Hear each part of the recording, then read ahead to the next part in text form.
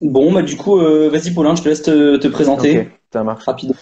Alors, donc moi je vais me présenter rapidement. Donc je m'appelle Paulin Paris. Je suis donc à l'ICAM en quatrième année. Salut Martin, on parlait de l'ICAM Lille tout à l'heure, t'as loupé ton truc.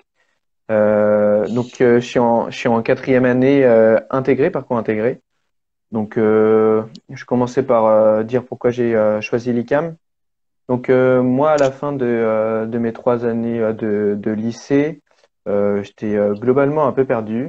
Je savais que je voulais faire quelque chose dans le scientifique, mais alors quoi, c'était un peu vague et j'avais pas très envie de faire une prépa classique parce que le côté mauvaise ambiance et le côté compétition euh, me plaisait pas trop, en tout cas ne m'attirait pas trop. Euh, Globalement, ce qui m'a attiré dans l'ICAM, c'est ce côté, la dimension qui est quand même assez humaine par rapport aux, euh, aux autres écoles d'ingénieurs que j'ai pu visiter. C'est ça qui m'a frappé. Et également le côté généraliste, puisque étant donné que je savais pas exactement vers quel domaine m'orienter, j'avais l'impression de ne pas me fermer de porte en choisissant l'ICAM. Et je pense que j'ai bien fait. Donc voilà pour les présentations globalement. Ok. De mon côté, du coup, je m'appelle Tristan de Capelle. Je suis du coup en quatrième année à l'ICAM Grand Paris Sud. Et donc, je suis le parcours intégré. En fait, moi, j'ai choisi l'ICAM un peu par défaut au début. Et aujourd'hui, je regrette pas du tout. Et c'est peut-être le meilleur choix de ma petite vie. Et en fait, je voulais absolument faire l'armée. Et donc, j'ai tenté des prépas militaires. Et j'ai pas été pris. Et je suis parti du Qualcomm. Et là, franchement, enfin voilà, comment j'en avais entendu parler, c'était le grand frère d'un très bon copain qui était à l'ICAM. Et voilà, il m'avait vendu d'ailleurs un peu l'expériment, dont on va revenir là-dessus tout à l'heure. Et surtout, un truc qui m'a beaucoup attiré, bah, il y a le côté un peu, il y a le côté humain dont tu parlais, Paulin, tout à l'heure, mais le côté aussi, on nous pousse vachement à partir à l'international. Je sais que bon, nous, à Grand Paris Sud, c'est peut-être un peu plus simple que sur d'autres sites. Je saurais pas trop vous dire, mais c'est vrai que moi, depuis le début là, de mon parcours, je suis déjà parti 6 mois en Inde, 4 mois, et là, je repars en MSR en Algérie. Donc, c'est très ouvert sur le monde, ça nous fait pas mal partir. Et le très très bon côté de cette école, c'est que justement, on a la formation initiale avec nos cours qui sont proposés, et après, autour de ça, il y a gravite énormément de choses, le côté associatif, le côté international, et du coup, en fait, c'est à vous c'est vous qui faites votre formation quelque part. C'est vous qui devez aller chercher les différents projets. Et donc, on vous laisse un peu cette autonomie qui fait que votre diplôme, il prend de la valeur, mais grâce à vous. Pas uniquement à cause des cours que vous subissez, quoi. Donc ouais, moi, je dirais vraiment le truc qui me plaît maintenant là, à l'ICANN dans le parcours intégré, c'est l'autonomie qu'on a à choisir un peu notre cursus, quoi. Voilà, voilà. Ok. Qu'est-ce qu'on fait? On présente rapidement le principe de l'expériment. Qu'est-ce que c'est? Donc, c'est une période de 4 mois, donc à la fin de la troisième année en intégré, donc qui nous permet de partir à l'étranger. Euh, et donc, ça nous permet du coup de nous ouvrir sur le monde, de découvrir de nouvelles personnes, autres que l'ICAM. Et donc, le but, ouais, c'est de partir à l'étranger, de développer un projet personnel qu'on va réaliser durant ces 4 mois. Donc, c'est un projet qui peut prendre différentes formes.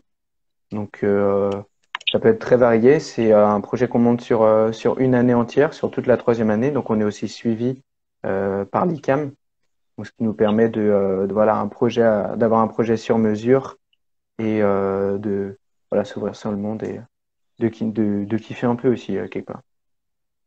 Est-ce que j'ai été complet? Ouais, en fait, moi c'est marrant parce qu'à chaque fois, tu vois qu'on me pose la question, Zi, qu'est-ce que l'expériment? C'est hyper dur de Ça, c'est dur, répondre. ouais. Ça, c'est d'accord. Euh, c'est, En fait, le concept, il est tellement personnel. Moi, je pense qu'il faut quand même partir du principe, voilà, l'ICAM, il nous offre franchement un cadeau. On a 4 mois, on a carte blanche, et ce qu'ils attendent de nous, c'est que on fasse une démarche personnelle, qu'on se bouge le cul de notre côté, et que par nous-mêmes, et ben justement, on en tire une expérience riche, quoi. Donc c'est très gratifiant. quand c'est bien réussi, quand c'est pris à bras le corps, c'est très bien, très gratifiant. Donc franchement, c'est 4 mois où t'as pas le droit de te dire vas-y, je prends ça à la légère et je vais partir en vacances pendant 4 mois avec ma copine. Enfin voilà, je dis pas que partir avec sa copine pendant l'expérience c'est interdit, mais tu vois 4 mois c'est connerie. Donc enfin voilà, moi je trouve que c'est faut les poncer quoi. Honnêtement, ces 4 mois faut les poncer. Et je dirais que il y a une grosse part de création de projet. Tu pars juste d'un rêve, d'une envie, tu sais pas trop quoi faire. Ensuite, ça te trotte dans la tête tout le temps. Puis après, tu arrives à trouver une idée. De cette idée, tu vas trouver un pays. Et puis après, voilà, les choses s'enchaînent comme ça. Et puis en plus, tout au long de l'année, je rappelle juste, il y a quelques petites règles, notamment les règles de l'autofinancement. T'as pas le droit de demander, en tout cas sur le principe, à tes parents de te payer ou de faire un emprunt. C'est trop simple.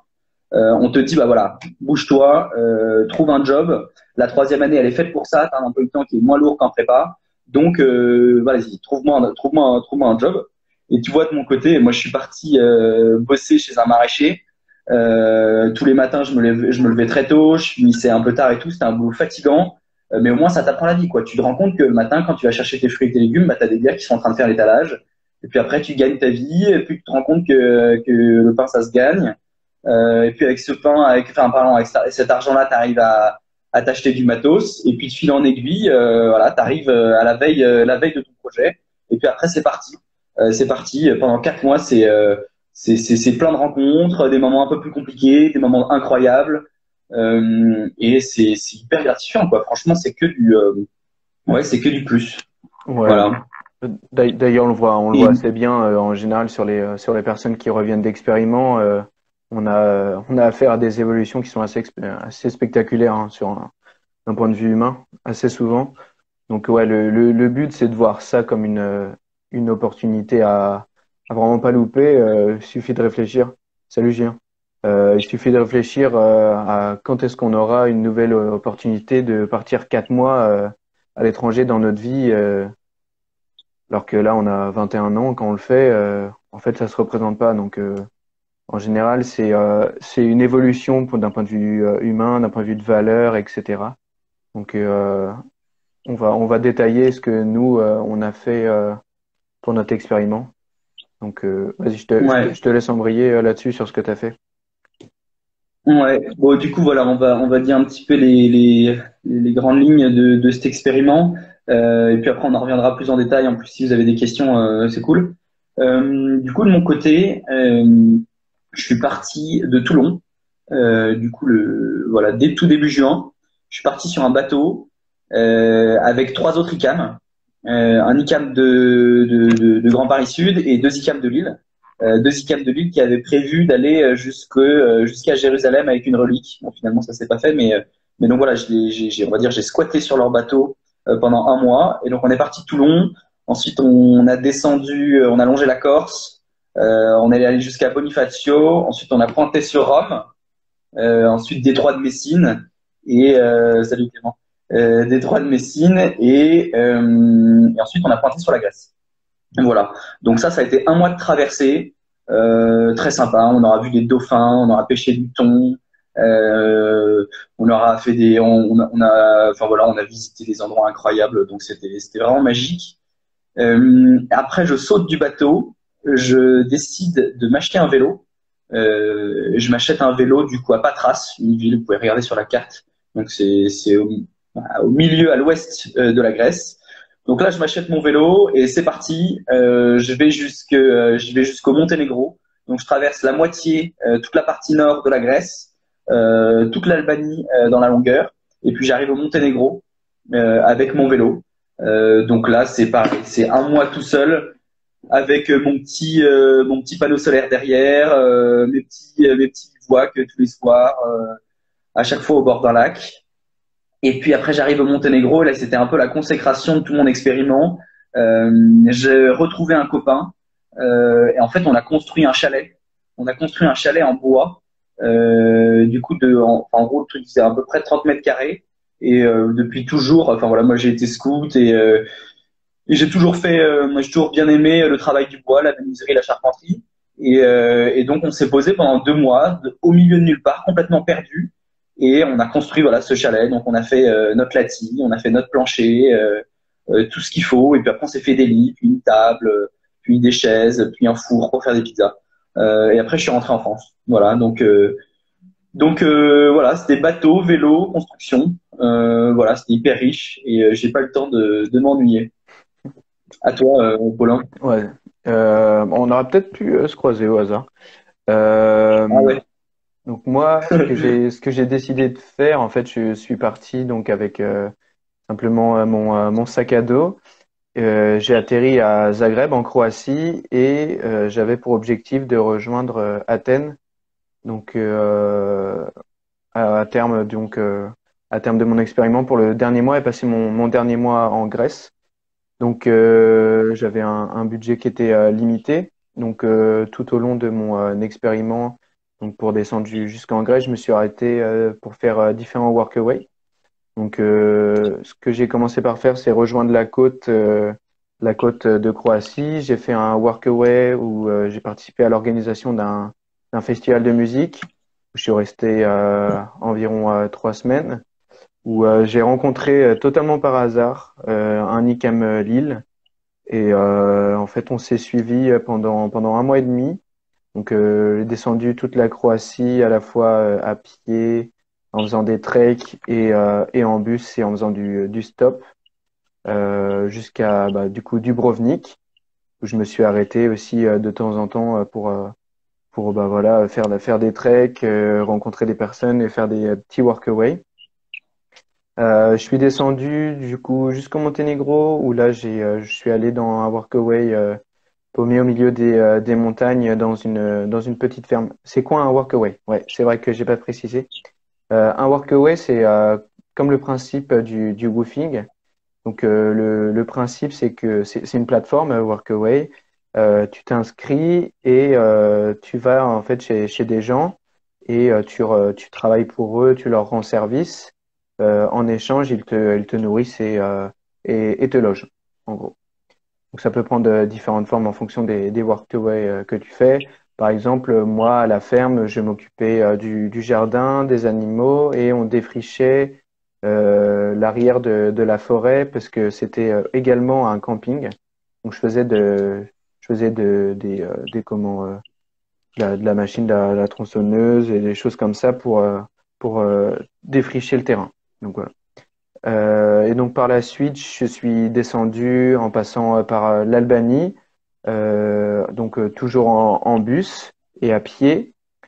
Et j'ai fini par rejoindre du coup Athènes pour le dernier mois où j'ai rejoint ma copine pour faire un peu plus de 3 semaines de workaway et de voyage pareil en bus et à pied.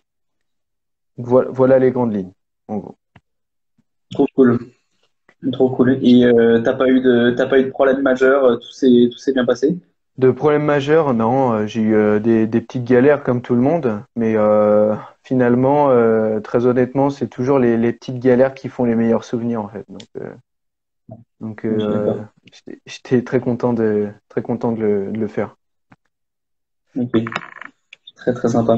Et toi, au début, t'avais un peu de l'appréhension. T'as facilement trouvé ce que t'allais faire pour ton expériment ou Alors t'as beaucoup préparé ton truc ou pour moi, le c'est un cheminement peu de fil en aiguille. était assez compliqué. De base, en fait, j'avais prévu de partir en Nouvelle-Zélande. Donc c'était le truc que j'avais prévu de base. On a un petit décalage apparemment. Bon, j'espère que ça va. J'avais prévu de partir en Nouvelle-Zélande et donc avec le Covid, ça n'a pas pu se faire évidemment. Donc j'ai dû refaire mes plans et donc j'avais prévu différentes choses et au final j'ai fait le choix de juste prendre mon billet d'avion aller, mon billet d'avion retour, savoir mon point de départ et mon point d'arrivée et de tout faire au feeling. Donc j'ai rien prévu en fait. Exactement, je savais que j'allais visiter en gros tel parc national, que je passerais sûrement par cette ville et j'avais les très grandes lignes de mon expériment. Mais sur le reste, j'ai suivi en fait les opportunités qui sont ouvertes et je regarde pas du tout. J'ai fait ça comme ça. Toi, je suppose qu'aussi peut-être qu'acheter un vélo sur un coup de tête, c'était peut-être pas tout prévu également. Ouais. Alors, j'ai mal entendu. Ouais, tu m'as demandé si tout n'avait pas été prévu, c'est Ouais, ça? toi aussi, est-ce que tu avais tout Enfin, prévu ou pas?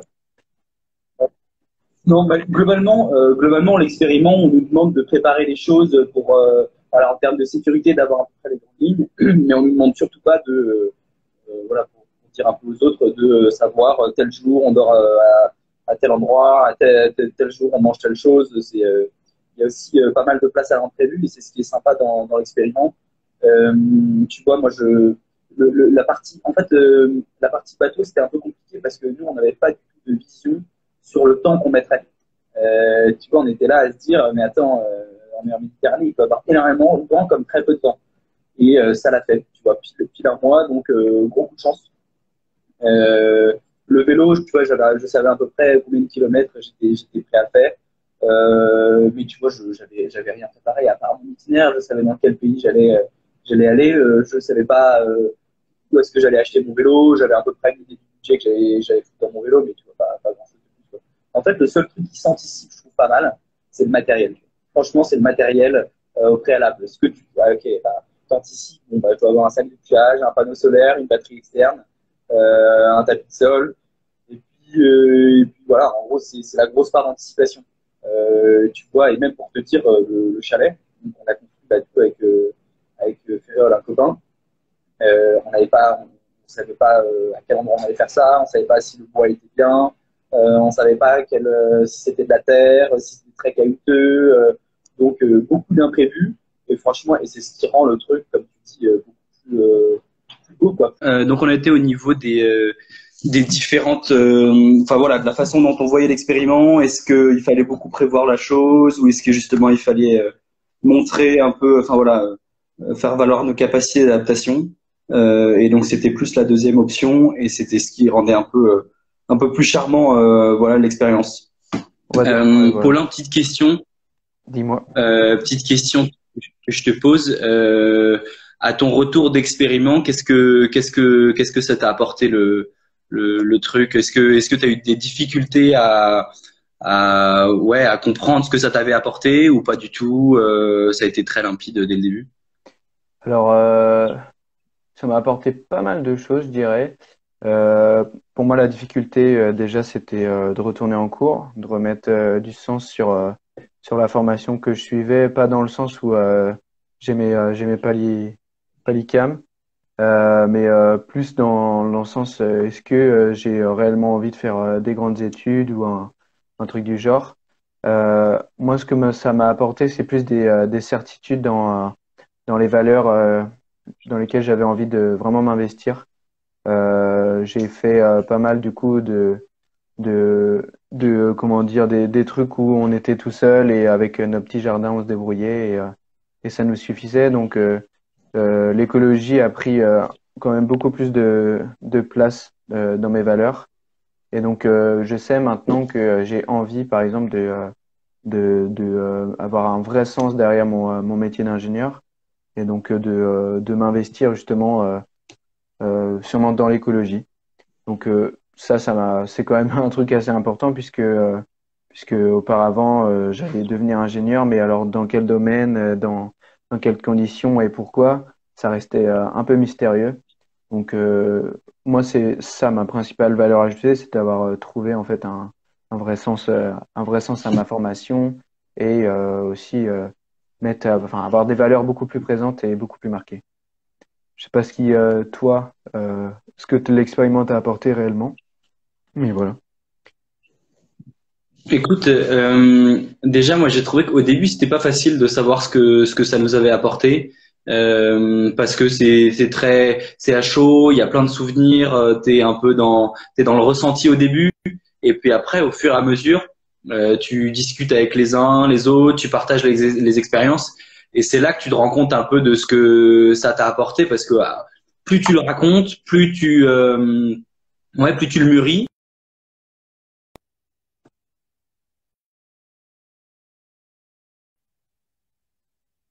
des choses sur ce que j'avais vraiment envie de faire plus tard parce que j'étais quand même pas mal convaincu. Moi, j'allais faire l'armée plus tard. Moi, je fais mon école d'ingénieur et peut-être que je suis très attaché quand même à cette formation ingénieur et peut-être que je retournerai dans le civil. Mais c'est vrai que, enfin voilà, moi ça m'a pas changé. Je me suis pas dit tiens j'irai dans le civil plutôt que l'armée, étant donné que l'armée c'est un peu un métier de passion et que l'expériment c'est un peu aussi un truc de passionné. Donc voilà, ça allait plutôt bien. Après moi je dirais que personnellement au niveau des qualités, enfin voilà, qu'est-ce que ça m'a apporté individuellement. Tu vois, je pense à la construction du chalet. Ça m'a appris, tu vois, ça m'a appris. C'est des trucs tout bêtes, hein, mais ça m'a appris la patience. C'est des choses quand tu travailles le bois, t'es obligé de prendre ton temps pour faire les choses et de pas être impatient, même si les choses mettent du temps à se monter. Bah voilà, toi tu dois prendre sur toi et dire bah voilà, ok, ça prend du temps, mais je dois faire avec. Au niveau de la patience, moi ça m'a vachement appris. Après vivre avec quelqu'un pendant 2 mois, essayer de faire avec ses défauts, de faire avec ses qualités, voilà, ça c'est quelque chose d'hyper intéressant et du coup il y a un échange qui s'est fait entre nous deux, comme on a été voilà tout le temps un peu ensemble à être dans les mêmes galères. T'avais ce côté où ouais on s'élevait vachement et on se disait les choses quoi. Et donc ça c'était au niveau de la franchise, tu vois, c'est de la relation humaine, mais franchement ça apporte vachement quoi. Donc euh, donc ouais, moi je dirais ce que ça m'a apporté et pas mal de confiance aussi, tu vois. Quand tu montes un projet comme ça, que ça fonctionne, qu'après tu rentres et que c'est très égoïste ce que je vais dire, mais tu rentres et les gens disent ah ouais c'était trop bien, etc. C'est trop bien ce que t'as fait. Bah ça te donne un peu de confiance. Tu te dis bah vas-y en fait j'ai monté un projet et puis ça l'a fait et puis les gens ils ont plaisir à écouter ça ne vaut pas rien quoi. Donc je Non, c'est dirais de la clair. confiance, je dirais ouais enfin tu vois je dirais de la confiance, de la patience, je dirais ouais des relations humaines euh, et un peu un dynamisme. Tu vois ça donne envie de repartir l'expériment, ça donne envie de continuer à rencontrer des gens. Maintenant, tu sais, quand je me souviens en rentrant d'Inde, tu vois, dans le RER, les gens ne se parlaient pas. Et ben, tu peux remarquer que dans plein d'autres pays au monde, les gens se parlent, tu vois, dans les transports en commun. Et ben là, t'as envie de leur parler, tu vois, les gens, t'es hyper avenant, t'as une ouverture qui est cool, quoi. Moi, je dirais que c'est ça ce que m'a apporté un peu l'expériment. Ouais. Mais Je voilà, je reviens sais pas si. sur le fait que juste vivre pendant plusieurs mois un temps qui est important dans des cultures qui est pas forcément la sienne, ça permet totalement de sortir de son ethnocentrisme et de voir que finalement il n'y a pas une seule façon de vivre. Il y en a pas une meilleure que d'autres, elles sont simplement différentes. Et ça, on n'en est pas forcément conscient avant de partir. Moi, je trouve que ouais, là-dessus, c'est assez important. Ça apporte une ouverture d'esprit qui est assez considérable, je trouve, quand même. Mais voilà, après il y a un côté qui est pas simple parce que c'est une formation qui est humaine et donc dans toute formation humaine, les choses ne sont pas écrites. Tu vois, quand on t'apprend à manipuler un logiciel SolidWorks, bah, c'est simple, tu sais ce que tu as appris. Là, faut prendre le recul. Moi, je me questionne pas mal. J'aimerais bien écrire un bouquin. Enfin, tu vois, un petit truc de, je sais pas, 50 pages, où justement je pars de tout ce que j'ai vécu. J'essaie de me rappeler ce que j'ai ressenti à ces moments-là, tu vois. Et mine de rien, ça aide à prendre du recul. Et moi, là, tu vois, je suis hyper content d'en parler avec toi et d'en parler à vous tous parce qu'à chaque fois que t'en reparles, bah, tu dis pas les mêmes choses et tu dis pas les mêmes choses et surtout tu le racontes mieux. Tu Ouais, vois, c'est le clair. premier jour est horrible question. T'arrives, il y a tes parents tu rentres chez toi, il y a tes parents qui te disent, bah vas-y, raconte-nous.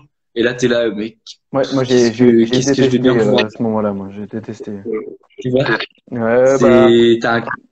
je sais pas, au moment de rentrer, tu dois raconter, mais je sais pas, genre 20, 30 fois ce que tu as fait. Et au bout d'un moment, moi, j'en pouvais plus.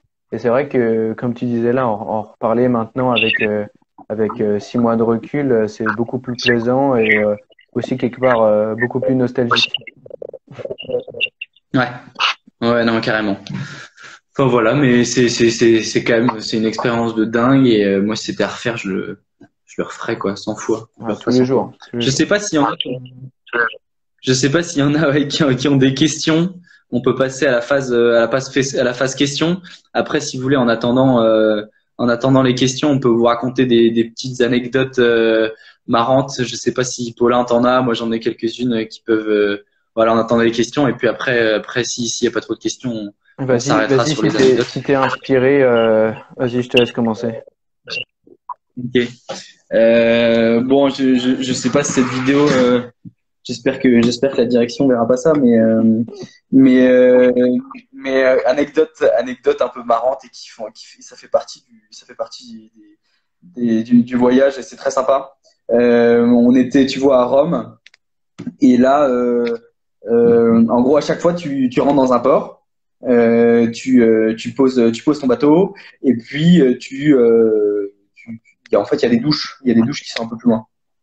Et donc nous, bah voilà, forcément, il faisait chaud, on y va juste avec les serviettes sur le truc.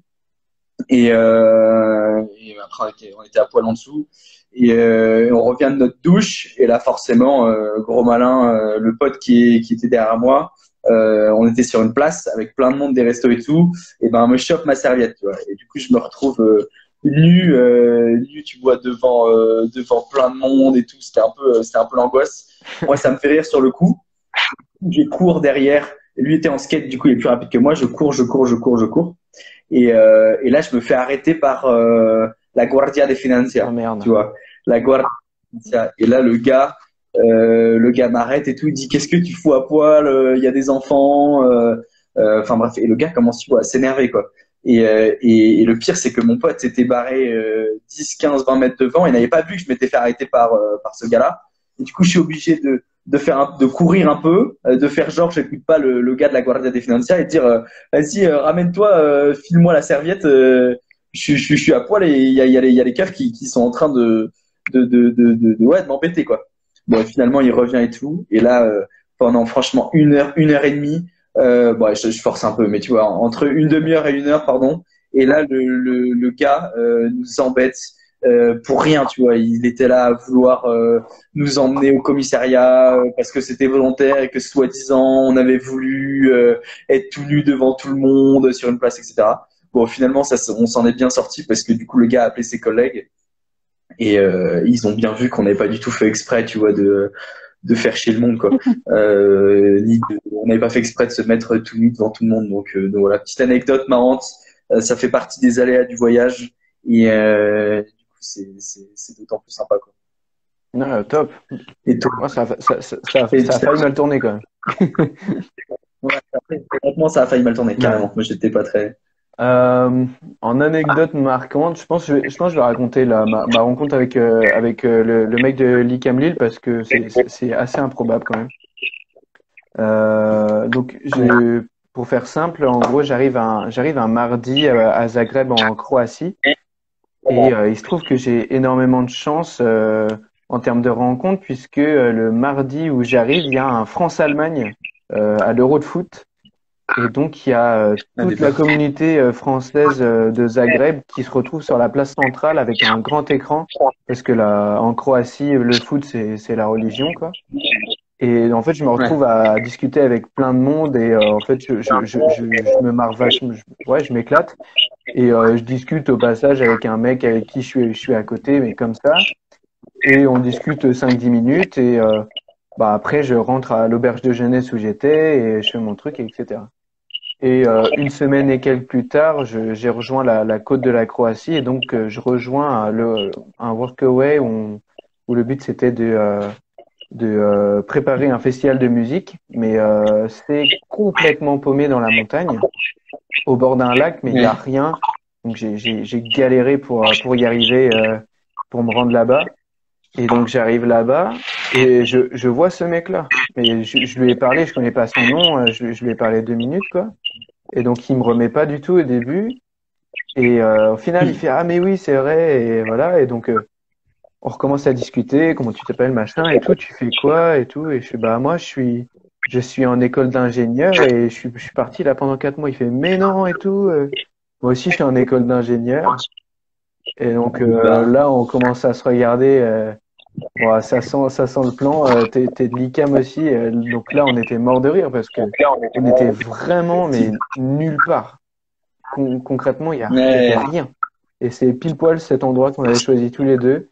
Et voilà, je me suis hyper bien entendu avec lui. Et au final, on a fait plus d'un mois et demi ensemble à descendre. On a été jusqu'au Monténégro ensemble au final. des bars. Donc ouais, ouais. Très marrant, très, très. Donc et en fait, Ça me il y fait a plusieurs fois, on avait prévu de faire des trucs différents. Donc il y a une fois, il devait aller voir son parrain, des trucs comme ça. Et en fait, on se suivait, on a fait le même chemin. On a dû se retrouver deux, trois fois après s'être dit au revoir au final. Et donc on a été jusqu'au Monténégro, un autre workaway, enfin dans une ferme paumée au Monténégro. On a été jusque là tous les deux. Et au final, on s'est séparés qu'à ce moment-là. Franchement, très marrant. Très, très marrant. Ouais, Ça me c'était fait marrer que incroyable. tu dis ça. Et je repense à ça. En arrivant à Podgorica, du coup, capitale du Monténégro, je fais une grosse journée, tu vois, de malade. Je suis crevé et tout. Et là, je me pose, j'arrive dans une guest house, enfin, bref, un truc, une auberge de jeunesse plutôt. Et là, je me pose, et là, je vois un gars, tu vois, comme moi, même âge, pas rasé, tu vois. Je me dis, qu'est-ce qu'il fout tout seul? Il a une tête de français, de mec un peu, enfin voilà, qu'est-ce qu'il fout là, tu vois. Et là, du coup, je me réveille de ma sieste et je lui dis, je lui demande s'il est français. Forcément, il me dit oui. Je lui dis, mais qu'est-ce que tu fous tout seul? Qu'est-ce que tu fous tout seul à ton âge, à être à droite à gauche et tout? Et il me dit en fait je suis dans une école d'ingénieur qui propose un truc, bon bref, et du coup on capte rapidos Mm. que c'est un gars et que c'est un gars de l'ICAM, non mais j'ai plus son nom. Il y a un Arnaud ou pas chez vous? Arnaud Plouzen, Ouais, c'est possible Arnaud, ouais, ouais je un mec pense, avec je une crois. barbe, cheveux noirs, un 70 quoi. Ouais, voilà, c'est ça. Ok. Ouais, du coup j'ai croisé Arnaud à Podgorica et du coup on s'est fait un petit burger et là ça faisait plaisir, tu vois. Moi je finissais mes un mois à vélo, j'avais pas vu beaucoup de monde et puis je croise ce Nantais et donc là on se raconte nos trucs, on a 10 000 trucs en commun, tu vois, c'est très sympa quoi. Ouais, et puis bah, Et d'ailleurs, vas-y, vas-y. vas-y. Oh. Concrètement, ouais, c'est là aussi pour faire le lien avec l'ICAM globalement que on voit que le recrutement il est assez efficace parce que moi, Martin, vraiment, j'ai l'impression que c'était moi quoi. Le mec, c'était la même personne. Donc tu te dis quand même, on recherche vraiment un profil et un truc particulier quand même. Donc j'ai été assez content de voir que malgré le fait qu'en fait on ne se connaisse pas, on se soit jamais vu, bah réellement en une semaine j'avais l'impression de le connaître depuis toujours. C'était assez troublant quoi. Trop stylé. Non, franchement, mais c'est tellement vrai. Et puis, tu vois, moi, j'étais à Lille, là, il y a 2 semaines, puisqu'il y avait une soirée qui était organisée par des ICAM de Lille. Et, euh, et c'est dingue. Donc, on était à un truc, il y avait pas mal de monde. Et t'as ce truc-là en commun. T'as, déjà le fait d'être un ICAM, mais le fait d'avoir fait l'expériment. Et très vite, t'échanges, tu vois. Très vite, t'échanges et tu sens que les gens ont ressenti à peu près les mêmes choses que toi, ont vécu à peu près les mêmes choses que toi.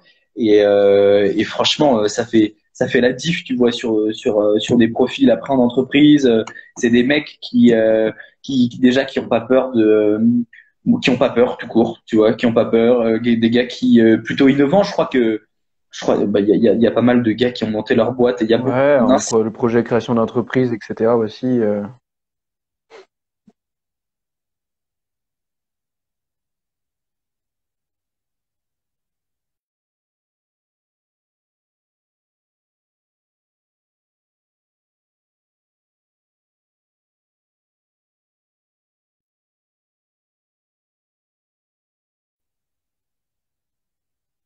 Ouais, là c'est bon, Bon. ça marche.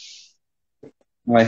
Et enfin bref, tout ça pour dire que ouais, que les ICAM entre eux, ils ont quand même des gros points communs, c'est qu'ils ont justement envie d'innover, qu'ils ont cette prise de recul, ils ont envie de changer les choses, et ils ont ce côté où en fait en entreprise, on n'aura pas besoin de les tenir par la main, tu vois.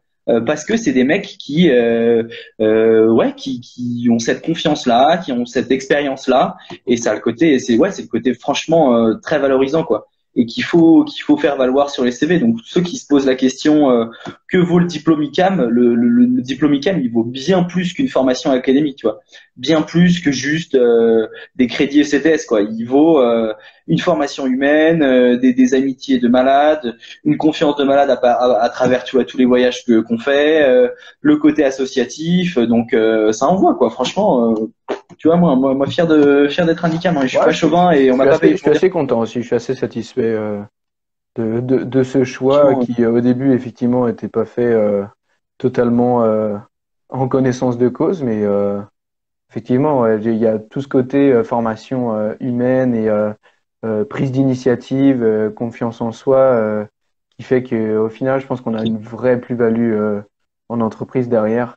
Et c'est d'ailleurs aussi la réputation globalement qu'a l'ICAM en entreprise, qu'avec des ingénieurs qui sont autonomes, qui sont humainement très compétents et voilà, qui ont un clairement. profil généraliste. Donc, à partir du moment où tu lui demandes de faire quelque chose, en fait, même si c'est pas le faire d'office, il a une adaptabilité qui est impressionnante et il va se débrouiller, il va trouver les informations et au final, il va te rendre le truc nickel.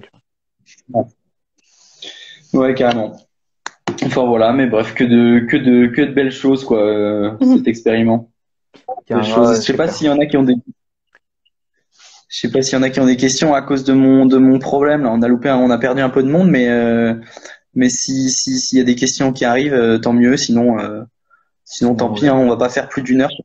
Ça va décrocher. Ouais, je pense qu'on a déjà pas mal, Voilà. on a déjà pas mal parlé.